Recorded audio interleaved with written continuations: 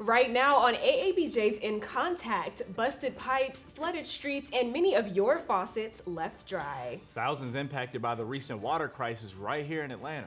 Plus, making a difference as a voter in Georgia. We have two very special guests to really break down the importance of being Black and casting your ballot.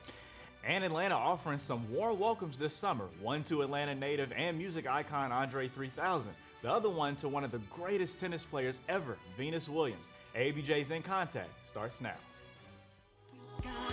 What's going on in our community? So together we can make a change, you and me.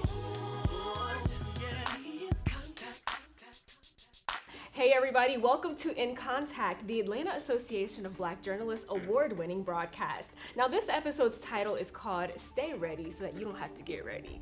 I love that, and you are going to as well. Thank you so much for being with us today. I'm Kennedy Benjamin. And I'm Tyrik Wynn. We have lots of news you can use around Metro Atlanta. First, the recovery after a state of emergency was issued for parts of the city of Atlanta due to some massive water main breaks. Mayor Andre Dickens now promising to be better prepared in the future. Many residents and businesses in the metro went for days with little to no water. The Department of Watershed Management says it's all because the city had outdated water infrastructure. A boil water advisory was issued, negatively impacting lives. Two of Megan Thee Stallion's concerts at State Farm Arena were postponed due to the water issues. Mayor Andre Dickens made it his duty to keep citizens informed during it all. Overnight, we did not do the best job of communicating. We could have done a better job over the past day, and for that, I apologize in how we have not been able to give you as much up-to-date information as possible. The Department of Watershed Management says AI devices are being installed on pipes to now urgently notify them when repairs are needed. And a Black Democratic congresswoman from Texas is going viral for her response to a white Republican congresswoman from right here in Georgia. Jasmine Crockett went back and forth with Marjorie Taylor Greene during an oversight committee meeting to discuss holding Attorney General Merrick Garland in contempt of Congress. Greene took the conversation off course with insults about Crockett's appearance. You know what we're here for? You know we're here about I don't think you know what you're here for. Well, you the one talking about. I think your fake eyelashes are messing up. No, ain't nothing. Hold on. Listen, Order, Ms. Crockett. I'm just curious, just to better understand your ruling. If someone on this committee then starts talking about somebody's bleach blonde, bad built butch body, that would not be engaging in personalities, correct? A what now? Representative Ocasio-Cortez came to Crockett's defense and helped to steer the debate back on track. And the Atlanta-based venture capital firm Fearless Fund, created for Black female entrepreneurs, can no longer award grants. According to the Associated Press, it was suspended by a U.S. appeals court due to a lawsuit claiming the program, which offers $20,000 grants, is discriminatory. Now, Fortune reports that out of the $140 billion last year granted to U.S. startups, only 0.5% went to Black companies. My reaction to the ruling is that I'm very disturbed by this. Reason why is saying that we are violating the law of Section 1981 of the Civil Rights Act of 1866, which is a law that was clearly put in place post-slavery for Black people to have an opportunity at economic freedom by giving them the legal right to enter into contracts. Co-founder and CEO Arian Smith says the fight for Fearless Fund and Black women business owners is far from over. Two longtime television news journalists taking buyouts, leaving Fox 5 Atlanta. According to the Atlanta Journal-Constitution, Peabody Award-winning investigative reporter Randy Travis and veteran medical reporter Beth Galvin took the money and ran. In the AJC article, it states that the station is facing financial challenges as more viewers turn to streaming services and watch less TV news. Travis joined Fox 5 in 1990 when it was a CBS affiliate, while Galvin started in 1996 after it became a Fox affiliate. Following Travis's and Galvin's departure, Sharon Lawson, an anchor on Good Day Atlanta, also left the television station. Last week, I made a decision to leave Fox 5. Yes, I made that decision. Was it a difficult decision to make? Yes. Was it scary? Absolutely. Despite the doubt, despite the fear, I had to make this decision for me because it was for my well-being. Sharon Lawson had been with the station since 2017, and it was It was unfortunate to see them leave, especially because I had a chance to meet all of them, and they were some great people. For sure. Did you grow up watching them at all? I did, yeah. Especially like Randy was doing news before I was born, so. Yeah, for sure. And I grew up in Maryland, so my journey to journalism was a little bit different, but it definitely is important to have people like them who kind of like paved the way for us young journalists. So good luck to them on their next adventure. Yes. And for any journalists looking for jobs and networking opportunities, the National Association of Black Journalists will hold its annual convention and career fair in Chicago next month. Yeah, I'm excited about it. The major event will bring together thousands of journalists, media executives, educators, and students for several days. It goes from July 31st to August 4th. There will be sessions and panel discussions on education and career development. Attendees will have the chance to connect with top recruiters from major media companies and institutions. You can follow NABJ on social media for updates and use hashtag NABJ24 to join the conversation. Man, I'm pumped up. It's about to be in Chicago. I already got my flight, my hotel, my everything. No, you do. Excited. I'm a little jealous. I can't go. It's too close to my wedding and I got to save some money. So I hope you guys are taking advantage of that hashtag because I'll be, living through you guys while I'm finalizing seating For sure. charts. I'll send you some pics. We'll send you some pics. Please do. Well, still ahead on AABJ's In Contact, we're sitting down with some true shot callers to discuss the importance of voting. He represents Atlanta everywhere he goes. Usher, he's set to get a huge award this year. And we are introducing you to In Contact's newest talent. His name is Hollywood, and he has the top Atlanta sports headlines. Don't go anywhere. We'll be right back. Welcome back to In Contact. This is a broadcast opportunity for all. That's right. So let's check in now with our colleague, Tianna Faulkner, who is conducting the interview for this episode, shining a light on the importance of voting while Black. Tyrik and Kennedy, thank you. My name is Tianna Faulkner, and today we have two very special guests to talk about voting in Georgia.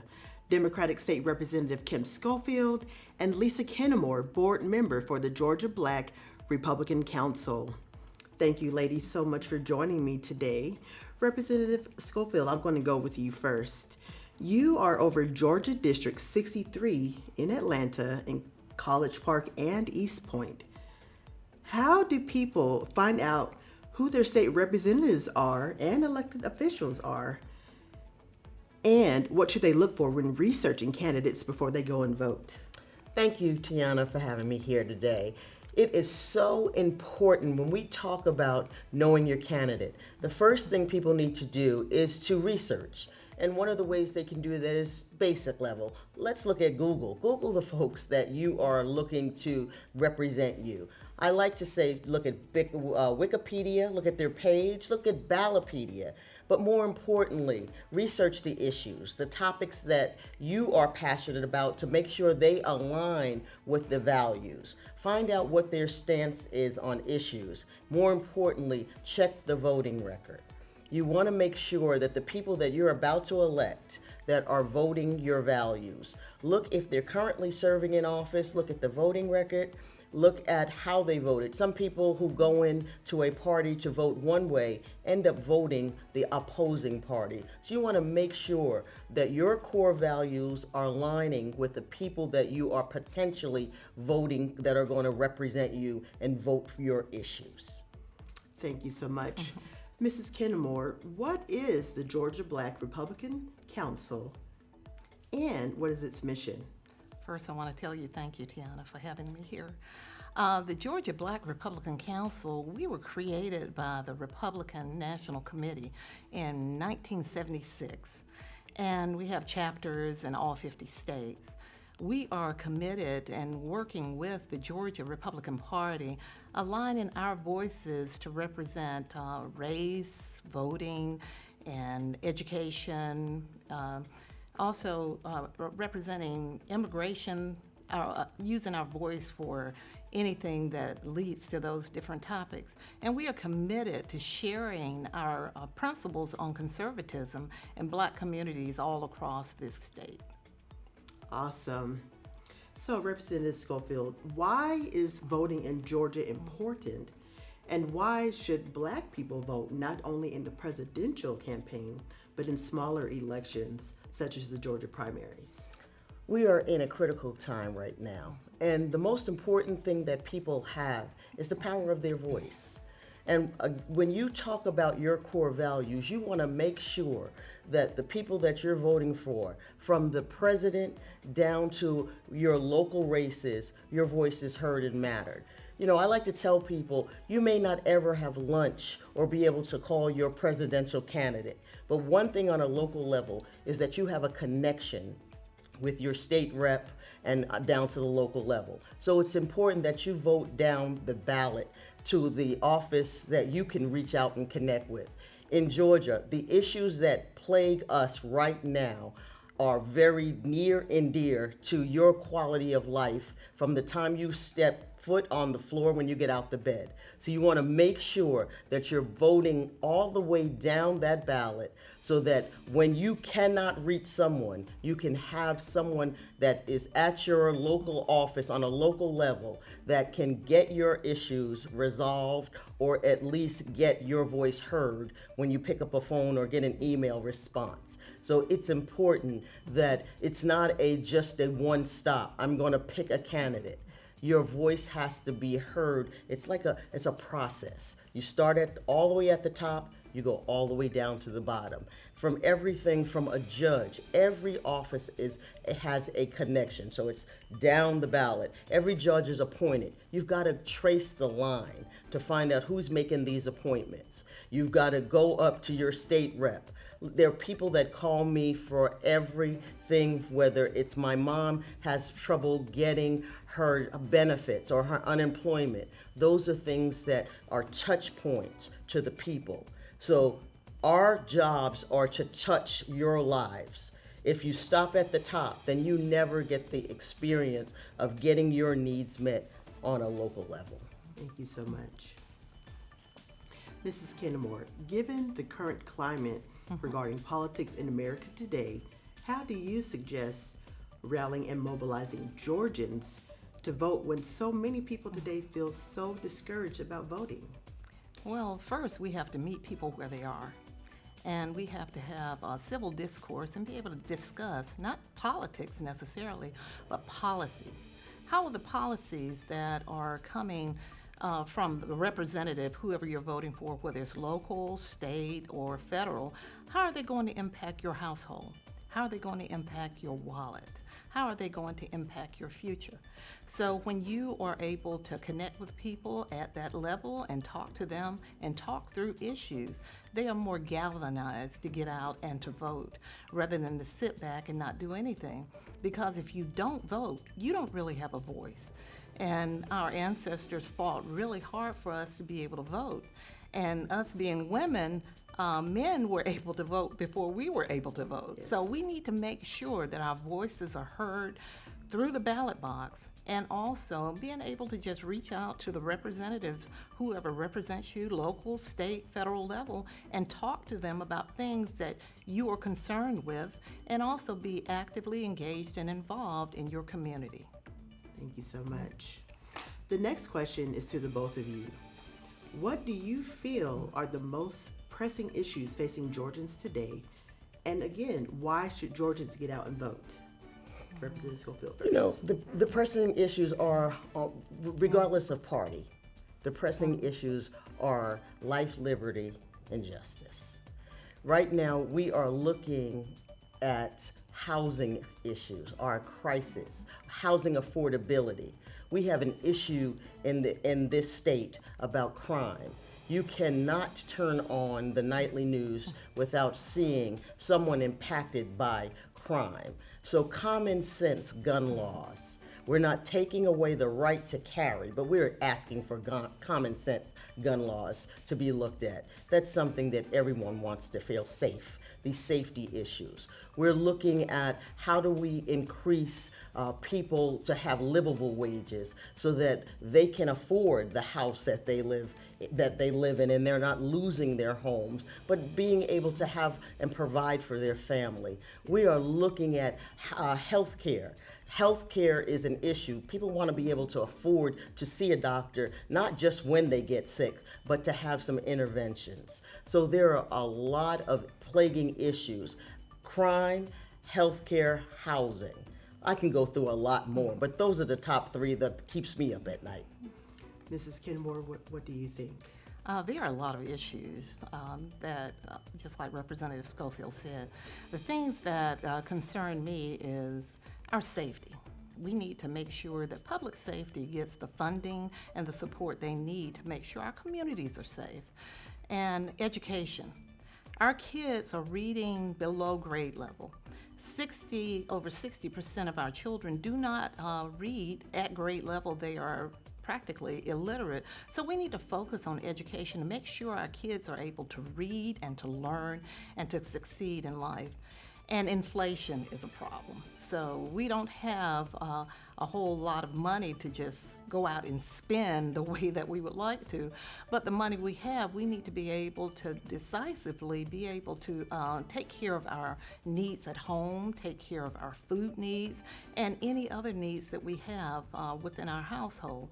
So, and immigration is also another one. That's another impact in our community, especially Black communities, illegal immigration, because I know several people who had lawn care businesses and they were undercut and underpriced, and they ended up going out of business because there were people who were not legal residents, not just of the state of Georgia, but of the United States, coming in undercutting an opportunity for people to earn an income that will sustain their households.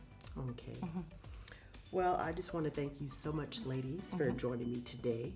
And, I hope this conversation about voting motivates and encourages our viewers to get out and get to the polls. Tyrik and Kennedy, back to you.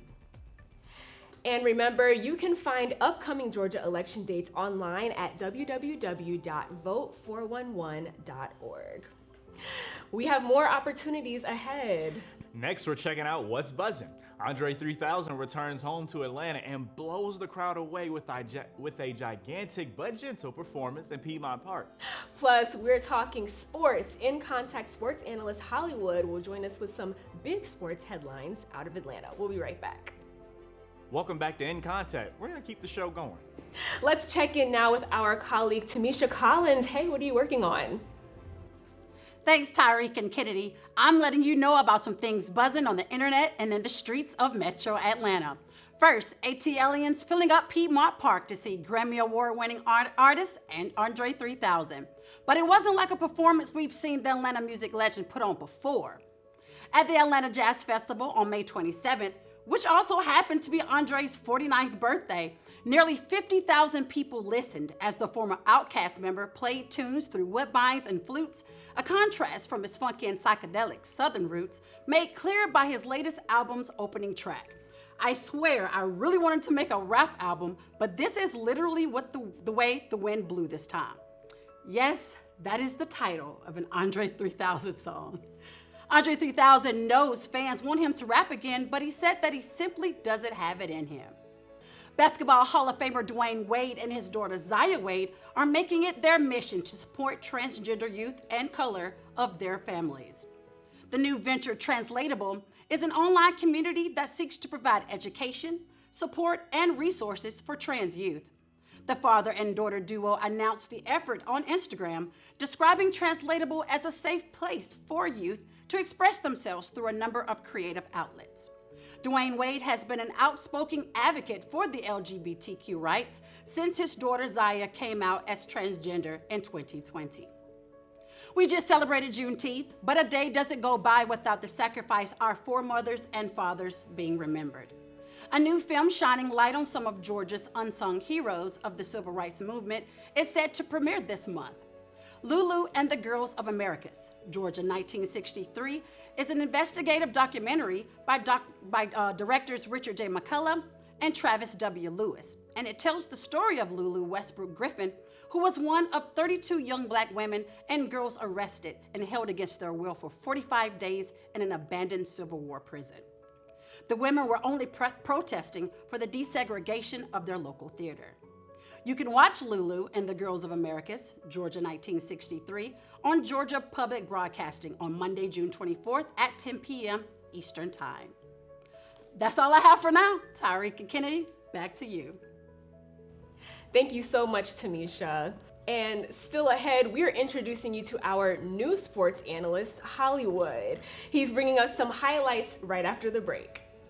Welcome back. Atlanta is very much a sports town. Yes, it is, and we got you covered. That's why we've added a sports segment to In Contact. Here's our analyst, Hollywood. Thanks, Tyrik and Kennedy. I'm Hollywood, bringing you the latest in the world of sports. Tonight, we're shining the spotlight on Atlanta native Anthony Edwards, who made waves in the NBA playoffs. Known for his electrifying dunks and clutch performances, Edwards became a fan favorite during the playoffs with the Minnesota Timberwolves. The young star has shown incredible resilience and talent, helped his team advance, and proven he's a force to be reckoned with. Anthony Edwards now finds himself at a crossroads, though. The young star's playoff success has put him under the microscope, with every game, every play, and every word he speaks being analyzed. The pressure is immense, but so far, Edwards has risen to the challenge, showcasing not just his athletic prowess, but his mental toughness. As fans and analysts, it's important to remember that our sports heroes are human. They face immense pressure both on and off the court, and while it's natural to celebrate their successes, we should also support them through their struggles. Exciting news for tennis enthusiasts. The highly anticipated Atlanta Open is set to return next month at Atlantic Station. The tournament kicks off on July 22nd and runs through July 30th, featuring some of the big-name tennis stars like Venus Williams. Atlantic Station will transform into a tennis haven complete with fan activities, food vendors, and its interactive exhibits. It's a perfect summer outing for families and sports enthusiasts alike. Tickets are on sale now on the Atlanta Open's official website. That's it for sports. Tyrik and Kennedy, back to you. Thanks, Hollywood. Nice to have you on the team. Yes, welcome. And before we go, we want to give you a little recap of the Atlanta Association of Black Journalists Inspire Black Men event that was held earlier this month. Yeah, in conjunction with the National Association of Black Journalists Black Male Media Project, AABJ hosted a panel discussion. It was an honor moderating the event while Jonathan Martin from 11 Alive, Eric Sturgis from the Atlanta Journal-Constitution, Dr. Sam Livingston, a Morehouse College professor, and of course AABJ's president Craig Allen Brown all served as panelists. We discussed the importance of being role models for the youth in the community, overcoming challenges only Black men face, fatherhood, and much more. You don't have to miss any of AABJ's events. Here's a list of our meeting dates for the remainder of the year. We meet at WSB TV Studios every second Saturday of each month. And next month's meeting, we'll be discussing preparation for that NABJ 2024 convention. Yeah, it's going to be exciting, so make sure y'all show up. Definitely. Well, that does it for us here at In Contact. We appreciate you guys so much for joining us. And a special thanks to our partners at AIB Network for helping to make this broadcast possible. Stay connected with AABJ on Facebook and on Instagram. Just search Atlanta Association of Black Journalists. We'll see you right back here next time.